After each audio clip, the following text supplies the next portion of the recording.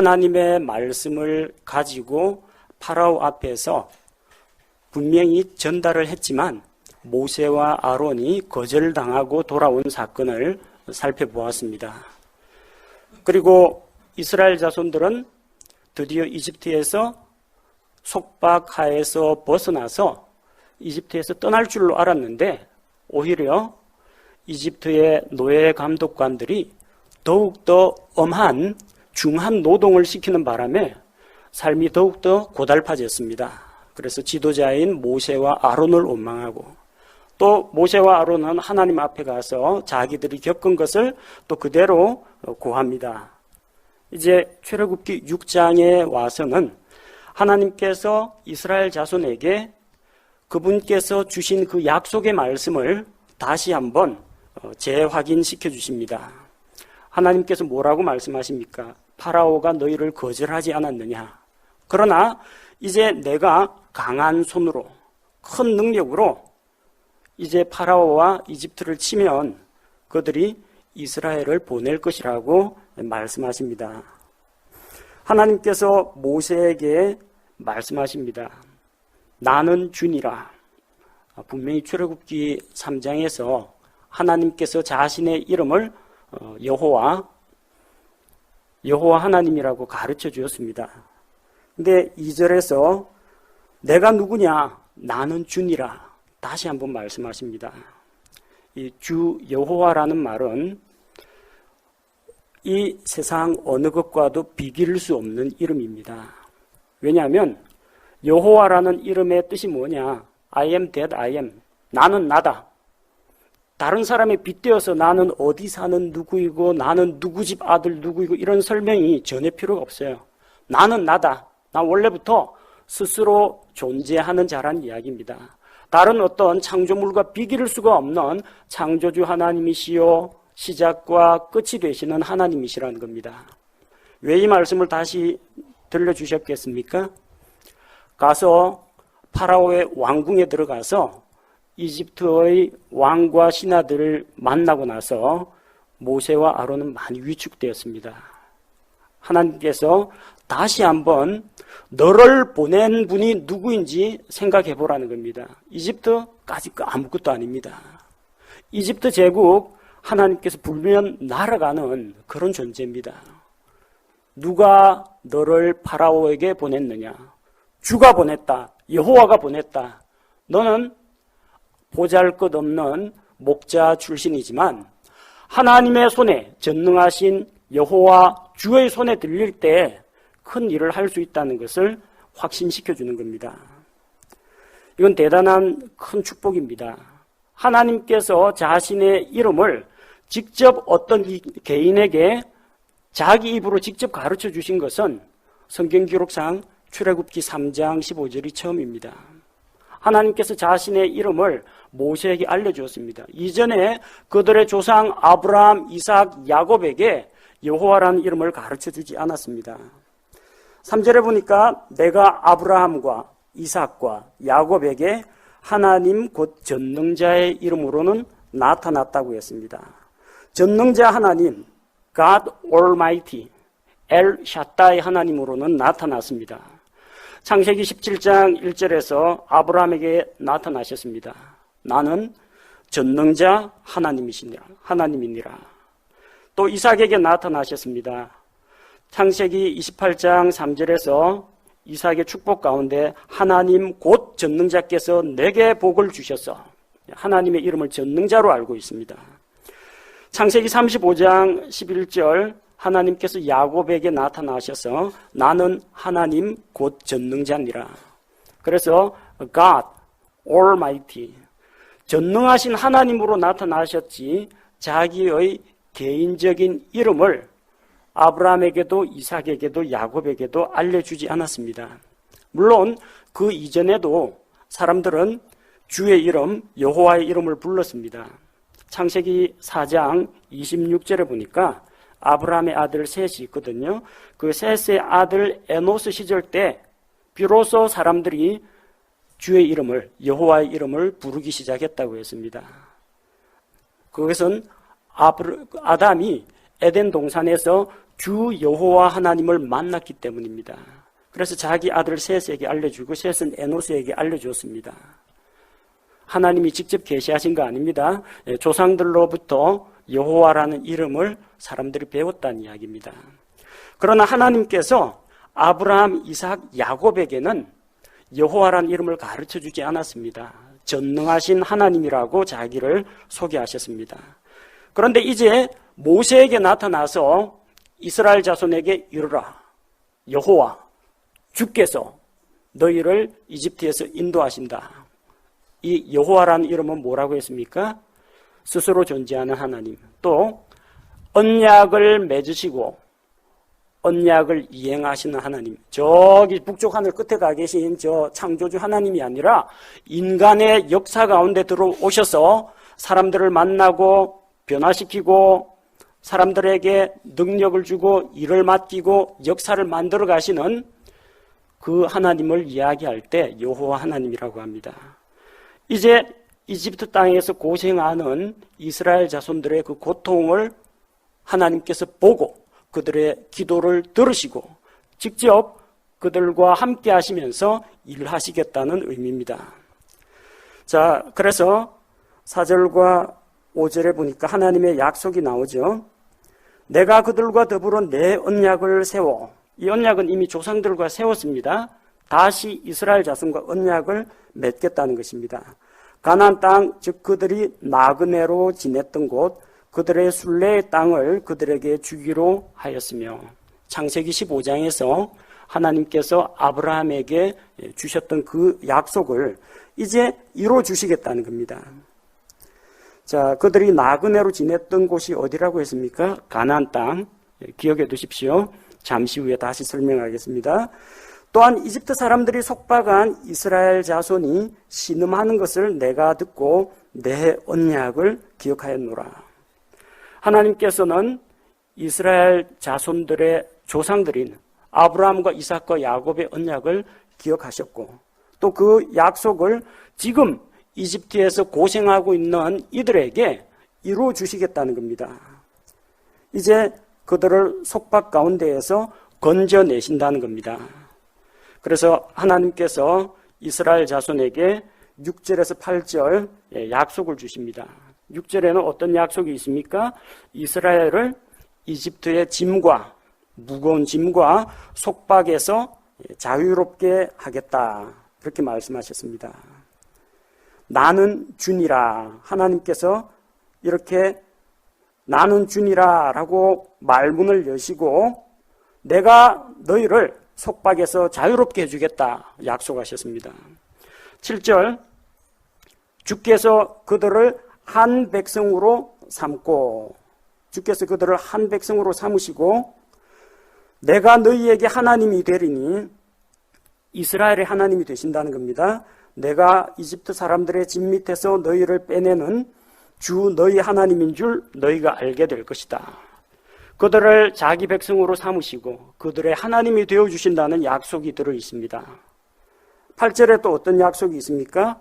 땅에 대한 약속이 있습니다.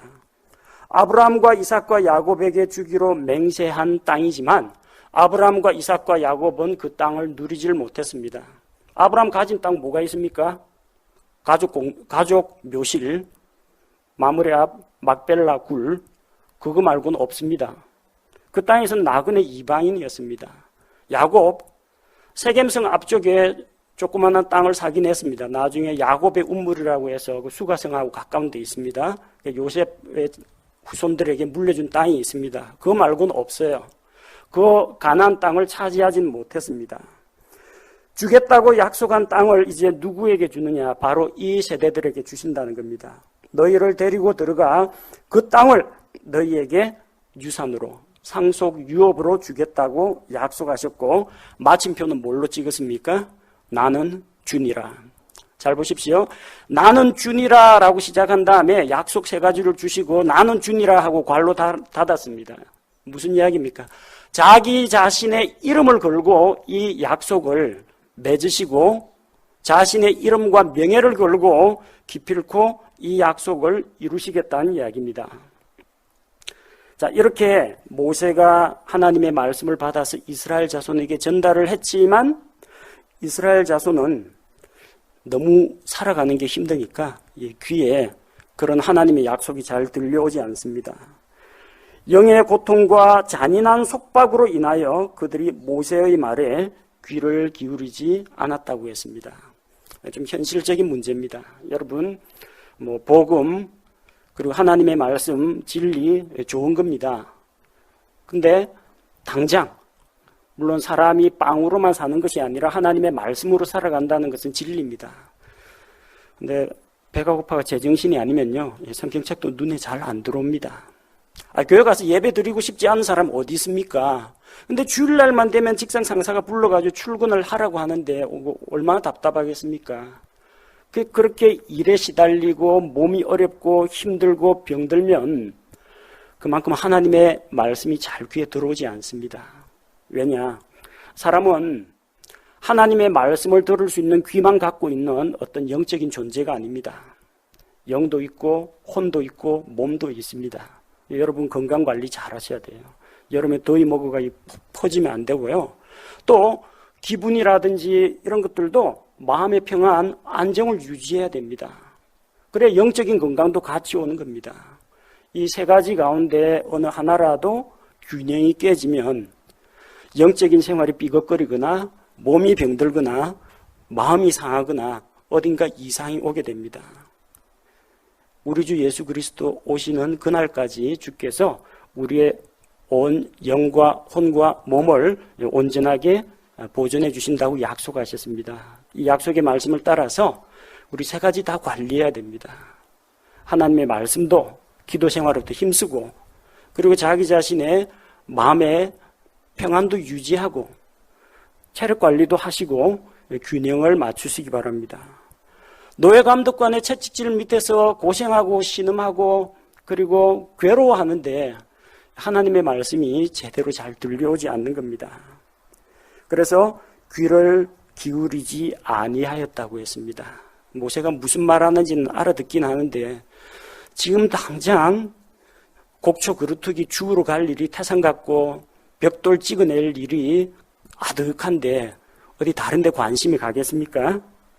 자, 그래서 파라오가 무거운 짐을 더함에 따라서 백성들의 마음이 이렇게 말씀에서 살짝 벗어났지만 하나님께서는 결코 이 백성을 포기하지 않으시고 모세에게 책무를 주셨습니다.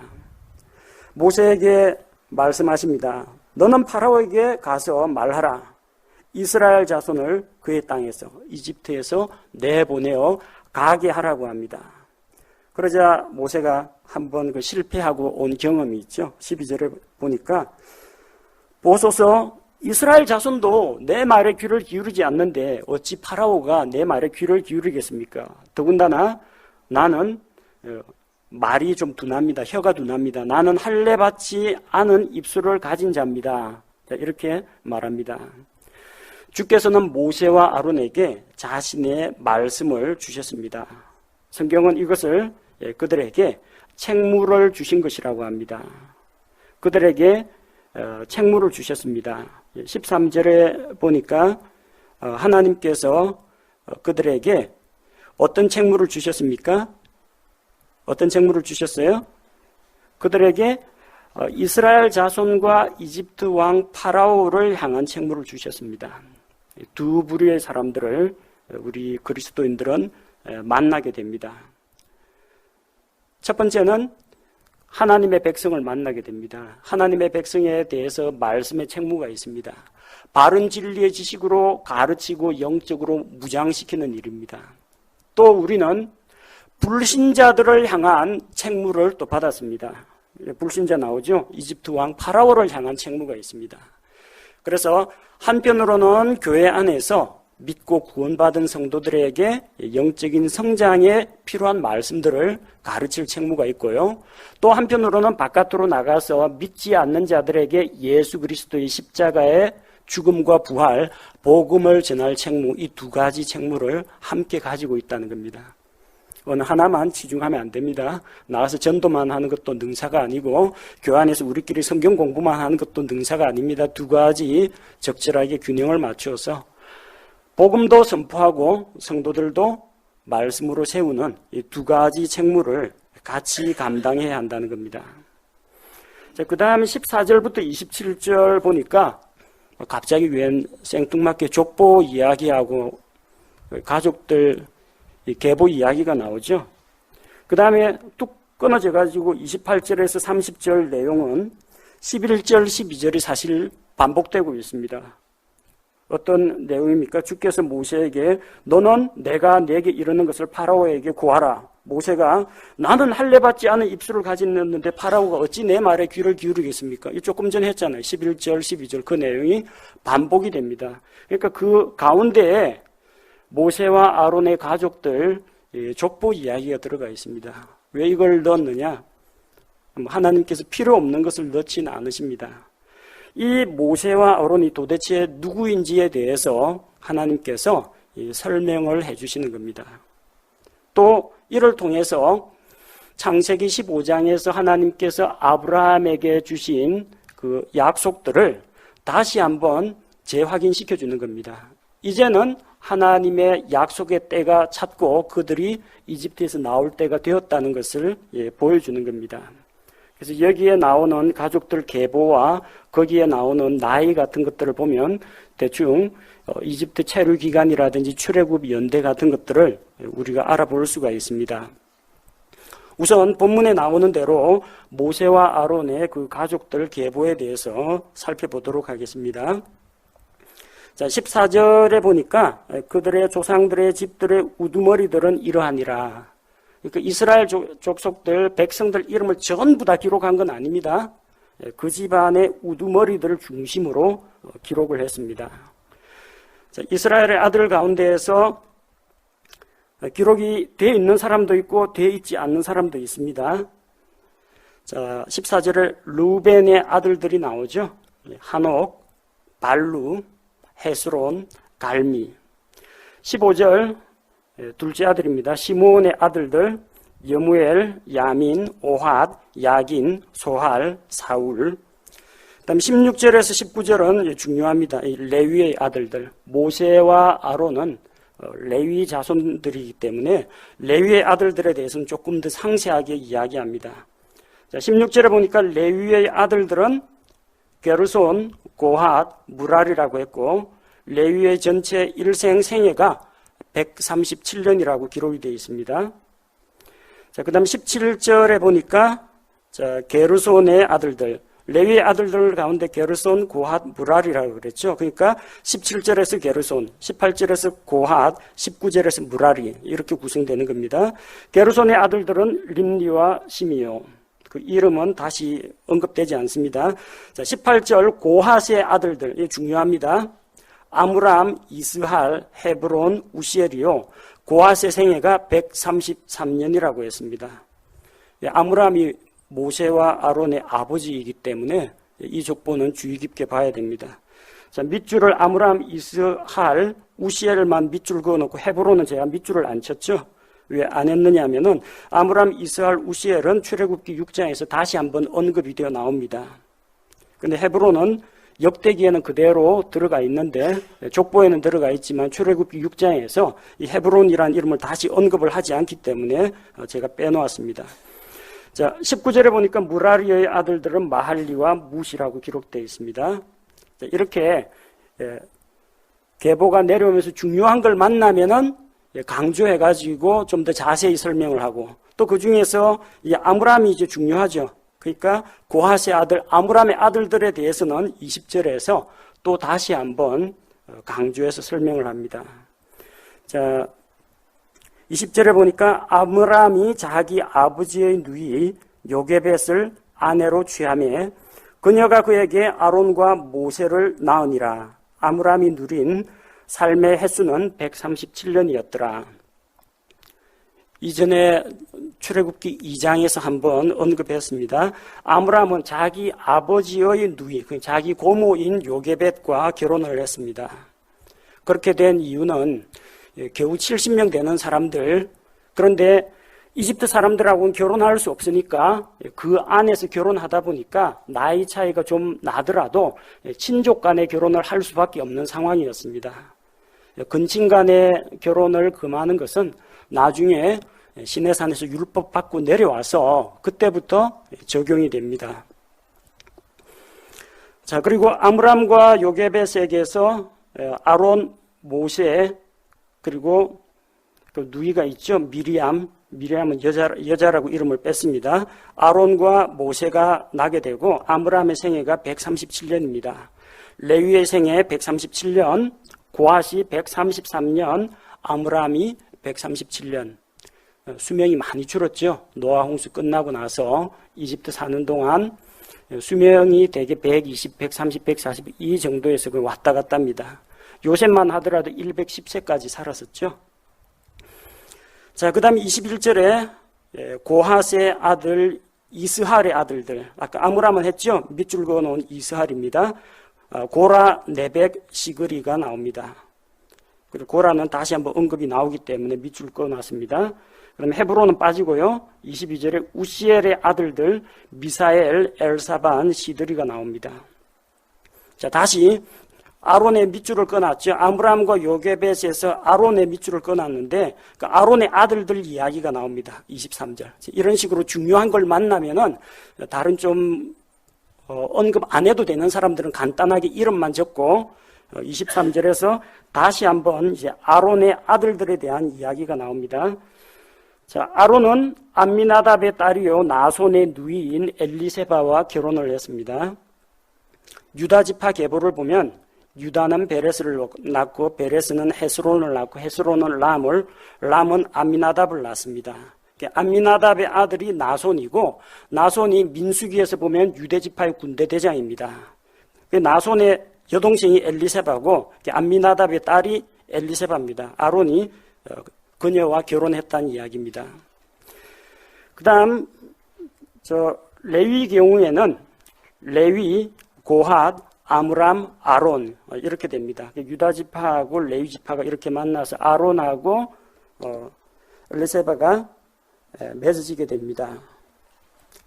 아론과 엘리세바가 맺어지고요. 아론의 아들들 이야기가 나오죠. 결혼해서 아들을 넷을 낳는데 나답과 아비후가 나오고 엘르아살과 이다말이 나옵니다. 엘르아살은 나중에 25절에 언급이 되기 때문에 제가 밑줄을 그어놨습니다. 나답과 아비후는 나중에 민수기에서 다시 나옵니다. 주께서 명하지 않은 다른 이상한 불을 들이다가 하나님의 징계를 받아가지고 나답과 아비후는 죽었습니다. 그래서 엘르아살 계열 제사장, 이다말 계열 제사장, 그렇게 해서 24 제사장 계보가 나오게 됩니다. 자, 여기에서 이제 잠깐 좀 복잡하지만 숫자 계산을 오늘 좀 하려고 합니다. 그래 나중에 출애굽기 12장 가면은 조금 편해질 겁니다. 이스라엘이 이집트에 머문 기간은 몇 년인가? 우리 일반 상식적으로 알고 있는 게 430년 동안 종살이하던 이집트에서 해방시키시고 하는데 그게 입에 익어가지고 전부 430년으로 알고 있는데 430년이 아닙니다. 이 날짜, 이 연대는 어떻게 계산하면 되느냐면 아까 말한 것처럼 레위, 고핫, 아므람, 아론, 모세와 아론이죠. 4세대입니다. 그래서 창세기 15장 16절에서 내 자손이 이방인의 땅에서 종살이를 하다가 4세대 만에 이 땅으로 돌아온다라고 했는데 그게 그대로 이루어졌다는 이야기입니다. 이스라엘 자손이 이집트에 머문 기간은 이런 식으로 계산하면 됩니다. 레위하고 고핫 위에 그 꺽쇠 가로 해놨죠. 꺽쇠 가로 해놓은 것은 창세기 46장에서 요셉의 초청으로 그 가나안 땅에 있던 야곱의 일가족이 내려오죠. 그때 명단에 들어있는 사람입니다. 레위는 자기 아들 고핫을 데리고 내려왔습니다. 그러니까 고핫이 이집트에 들어온 이후에 아므람을 낳기까지, 아므람 낳으면 다음에 바톤을 자기 아들 아므람에게 넘겨주면 됩니다. 아들 낳을 때까지 나이, 그리고 아므람이 모세를 낳을 때까지의 그 기간, 그때의 나이, 그리고 모세가 80세에, 아론 83세에, 모세 80세에 이집트에서 나옵니다. 그 80을 더하면 이집트 체류 기간이 나옵니다. 어떤 식으로 계산하는지 아시겠죠? 그런데 뭐 아므람이를 낳을 때까지 몇 살에 낳았는지 그런 기록이 없습니다. 그래서 좀 쉽게 생각을 하려면요, 레위가 있고요. 레위가 이집트에 도착했죠. 도착해가지고 이집트에 온 다음에 딸 요게벳을 낳습니다. 그래서 레위가 이집트에서 내려와가지고 그 딸을 낳기까지의 기간, 그 다음에 딸 낳으면 딸한테 바톤 넘겨주면 됩니다. 요게벳이 모세 낳기까지의 기간, 그 다음에 모세를 낳은 다음에 모세가 80세 될 때까지의 기간 80년, 요구하면 이집트 체류 기간이 나옵니다. 만약에 이스라엘이 이집트에 체류한 기간이 430년이라면 이스라엘이 이집트에 머문 기간이 430년이라고 가정을 하면, 왜 가정을 하느냐? 아니기 때문에 가정을 하는 겁니다. 가정을 하면은 모세가 출생한 시기는 언제냐? 모세가 80세에 출애굽을 하죠. 그러니까 출애굽에서 80년을 되돌리면 됩니다. 그러니까 야곱의 가족들이 이집트에 내려와가 350년 뒤에 모세가 출생했다. 그래 보면 됩니다. 맞죠? 그럼 레위의 딸 요게벳이 모세를 낳은 나이는 언제인가? 민수기 26장 59절을 보면 레위의 딸 요게벳은 이집트에 온 이후에 태어납니다. 레위의 전체 생애가 아까 우리 16절에서 봤죠? 레위는 137세까지 살았습니다. 그럼 레위가 도대체 이집트에 몇 살 때 내려왔을까요? 요셉의 나이를 가지고 역산해 보겠습니다. 요셉이 감옥에서 올라와서 파라오의 꿈을 해석해 주기 위해서 파라오 앞에 서게 됐을 때 나이가 30세입니다. 성경에 창세기 41장 46절에 기록이 되어 있습니다. 그리고 7년 풍년과 7년 흉년을 겪죠. 그리고 형제들을 초청하는데 언제 초청하느냐? 7년 풍년 끝나고 2년 기근이 지났을 때 형들이 곡식 사러 왔다가 이 요셉과 만나게 됩니다.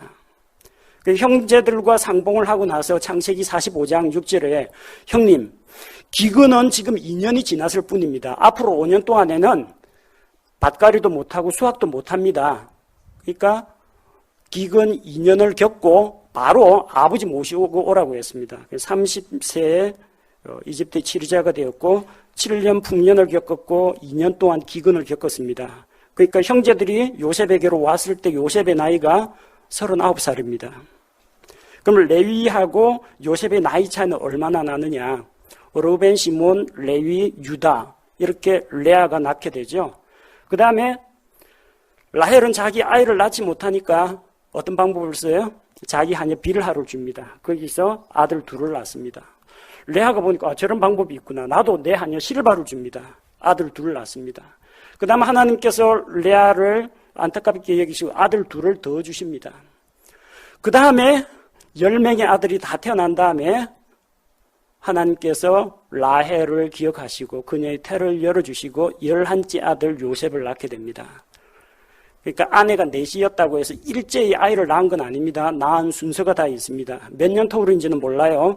그러나 최소한 잡을 때 1년으로 잡으면은 셋째 아들 레위하고 11째 아들 요셉은 대략 한 10살 정도 차이가 난다고 가정을 해보겠습니다.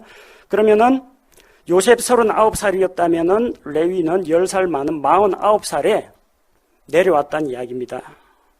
레위 일생이 137년이죠. 137년 가운데에서 49년은 가나안 땅에 살았다는 이야기예요. 나머지 137에서 49를 빼면 88년 동안은 이집트에 체류했다는 이야기입니다. 어쨌든 언제인지는 모르지만 88년 이 기간 중에 요게벳이라는 딸을 낳았습니다. 극단적인 예를 들어서 레위가 이집트에서 죽기 직전에 88년 동안 이집트 생활을 하면서 마지막 막판에 요게벳을 낳았다고 치면 전체 이집트에서 내려와서 350년 뒤에 모세 낳는다고 했잖아요. 그러니까 요게벳이 모세를 낳은 나이를 계산하면 만약에 레위가 88년 생을 마감하면서 이집트에서 88년 생애를 마감하면서 요게벳을 낳았다고 가정을 하면은 레위에서 요게벳이 모세 낳을 때까지 그리고 요게벳이 모세를 낳은 후 모세의 나이까지 다 더하면 430년이 돼야 되죠. 근데 이집트에서 내려온 다음부터 350년 뒤에 모세가 출생한다고 했으니까 역산을 해보면요. 350년에서 레위의 생애 88년을 빼면 262년을 요게벳 혼자 감당해야 됩니다. 아까 이 당시 사람 나이가 몇이었다고요? 133? 아니면 137? 그 정도입니다. 지금 노아 홍수 그 부근 시대가 아닙니다. 수명 엄청 짧아졌다는 거예요. 262세 할머니가 아이를 낳았다고? 뭔가 좀 이상한 이야기가 되어버립니다. 만약 아므람의 전체 생애는 137세입니다. 최대한 후하게 잡아가지고 아므람이 137세에 죽기 직전에 모세를 요게벳과 사이에 봤다. 아내 나이 262세, 남편 나이 137세. 두 사람 나이 차이는 125년입니다. 근데 아므람이 137세까지 살았다는 걸로 봐서 나이를 그 중년에 자식을 봤다고 생각하면 한 62년으로 잡으면 두 사람 나이 차이는 200년입니다. 이런 일이 있을 수가 있느냐는 겁니다. 200살 연상의 고모하고 결혼을 한다. 이거는 조금 무리가 있습니다. 또 어떤 문제가 있어요?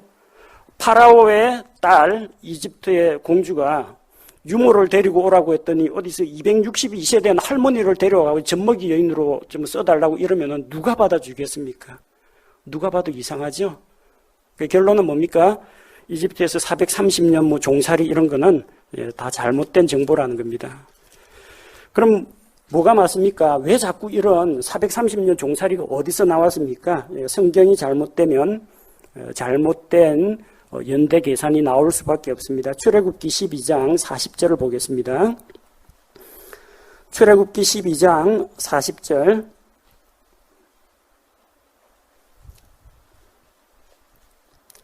자, 자세한 연대기 계산은 출애굽기 12장에서 열왕기하고 좀 대조를 해가면서 연대 계산법 알려드리겠습니다. 출애굽기 12장 40절에 보니까 이제 이집트에 거하던 이스라엘 자손의 머무는 기간은 430년이었더라. 이게 바른 번역입니다. 개역성경에 뭐라고 되어 있습니까? 이스라엘 자손이 이집트에 우거하던 기간이 430년이라고 되어 있습니다. 아닙니다. 자, 이제 이집트에 거하던 이스라엘 자손, 이집트에 거하던 이스라엘 자손이라는 이런 집단이 있다는 겁니다. 그들이 머무는 기간이 이집트에 머무던 아닙니다. 머무는 기간, sojourn이라는 것은 거처나 정처 없이 떠돌이 생활, 나그네 생활, 방랑 생활을 하는 것을 머무는이라고 표현을 합니다. 이집트에 거하던 여러 민족 가운데 이스라엘 민족이라는 그 자손들이 있는데 그들이 나그네 유랑 생활을 한 것이 430년이었다는 이야기입니다. 이스라엘 민족 시조가 누굽니까? 아브라함이죠. 그럼 아브라함이 언제부터 유랑 생활 시작했습니까? 갈대아 우르에서 하나님의 약속의 말씀을 받고 갈대아 우르를 떠나면서부터 나그네 인생길이 시작됐습니다. 그래서 유프라테스 티그리스강 거슬러 올라와 가지고 하란 땅에 한동안 또 머물다가 가나안 땅에 들어오고 가나안 땅에서도 나그네 생활, 아까 제가 기억해 두라고 그랬죠? 아까 출애굽기 6장 4절 그들이 나그네로 지냈던 곳 그 땅을 그들에게 주겠다. 그들이 나그네로 지냈던 땅이 어디예요? 이집트 말고 또 있어요. 가나안 땅에서도 나그네였다는 겁니다. 자, 그래서 이 430년이라는 기간은 어디서부터냐?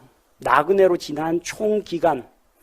아브라함이 갈대아 우르 떠날 때부터 시작해가지고 하란 거쳐서 가나안 땅 그리고 이집트에서도 뭐 자기들 땅 아니죠. 얹혀 사는 민족이니까 그 기간까지 다 합쳐서 430년이라는 겁니다.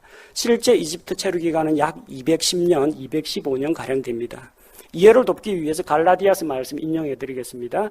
하나님께서 아브라함과 맺으신 언약은 430년 뒤에 생긴 율법이 없이 하지 못하느니라. 율법이 아브라함과 하나님 사이의 언약 430년 이후에 나왔다는 이야기입니다. 하나님이 아브라함 언약 언제 주셨어요? 갈대아 우르의 메소포타미아 지방에 있을 때 거기서 약속받았습니다. 거기서부터 시내산 율법 받기까지가 430년이라는 이야기예요. 이집트 체류 기간이 430년이라는 이야기가 아닙니다. 자, 그래서 그런 걸 분명히 알아두시고 이렇게 갈대아 우르로부터 430년이라는 기간이 지났지만 하나님의 약속은 변함이 없다는 겁니다.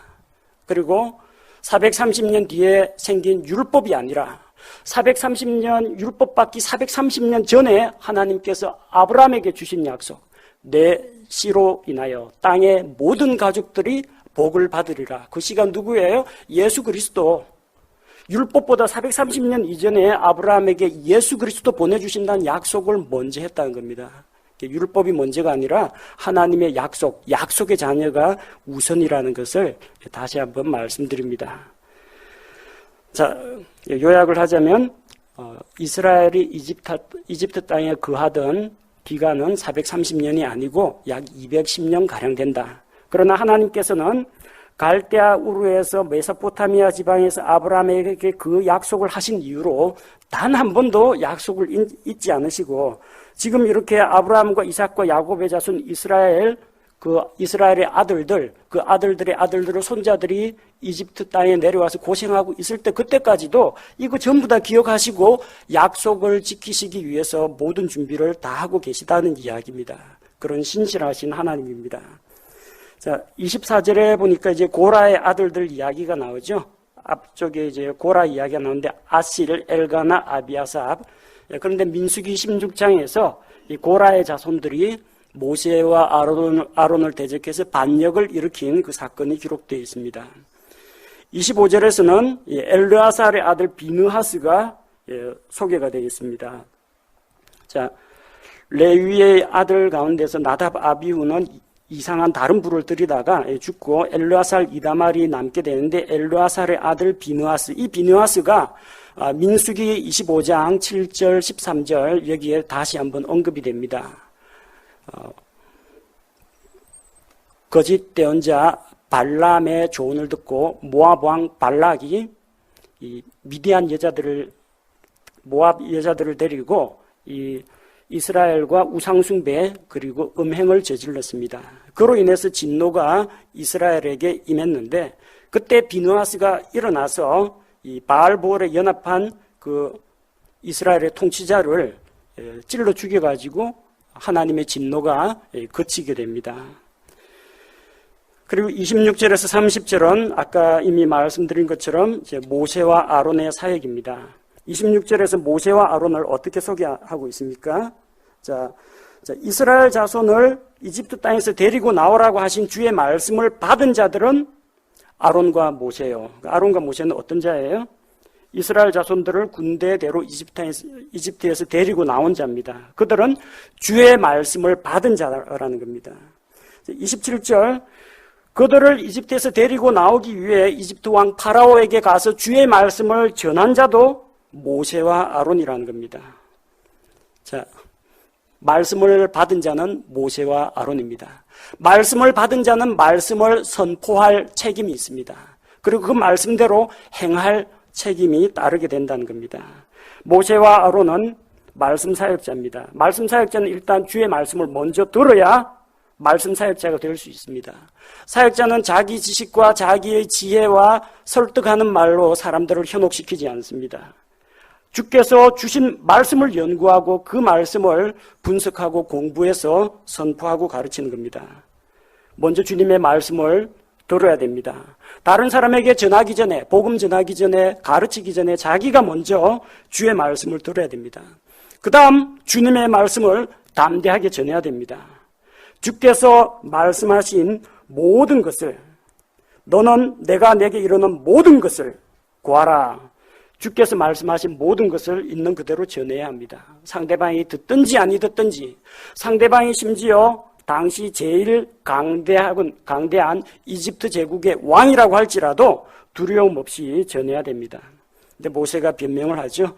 나는 할례 받지 않은 입술을 가진 자이온데, 한 걸음 물러서는 겁니다. 하나님께서 뭐라고 하셨습니까? 누가 사람의 눈과 귀나 입을 만들었느냐? 나 주가 아니냐? 내가 내 입에 함께 있겠다. 그리고 내 형 아론을 붙여주겠다 했는데 저는 입술이 좀 부족합니다. 겸손이 아니라 거역하는 겁니다. 파라오가 어찌 내 말에 귀를 기울이겠습니까? 이스라엘 백성도 제 말 안 듣습니다. 근데 파라오가 어떻게 제 말에 귀를 기울이겠습니까? 누가 모세 말에 귀를 기울이라고 했습니까? 모세가 전하는 주의 말씀에 귀를 기울이라고 했지 모세 말 잘 듣는 사람 만들라는 거 아닙니다. 모세 말 잘 듣는 이집트 왕 만들라는 이야기가 아닙니다. 모세가 전하는 주의 말씀을 듣고 그 주의 말씀에 순종하는 백성들을 만드는 것이 말씀 사역자의 목표라는 겁니다. 오늘 말씀 전체 살펴보면서 주의 말씀을 받은 아론과 모세의 책무에 대해서 다시 한번 생각해 봅시다. 이스라엘 백성에게 대한 책무가 있고 파라오에 대한 책무가 있습니다. 믿는 자들은 구원받은 성도들을 향하여 말씀의 책무를 가지고 있고 구원받지 못한 불신자들을 향해서도 말씀의 책무를 가지고 있습니다. 그리고 주께서 말씀을 가르치고 전하는 자로 세웠으면 계속 자기가 부족하다고 변명하고 뒤로 빼는 것만이 능사가 아닙니다. 하나님께서 나와 함께 하신다는 것을 믿고 하나님이 주시는 능력을 힘입어서 하나님의 시야로 자기 자신을 바라보는 그런 것이 진정한 하나님 앞에서의 겸손인 것입니다.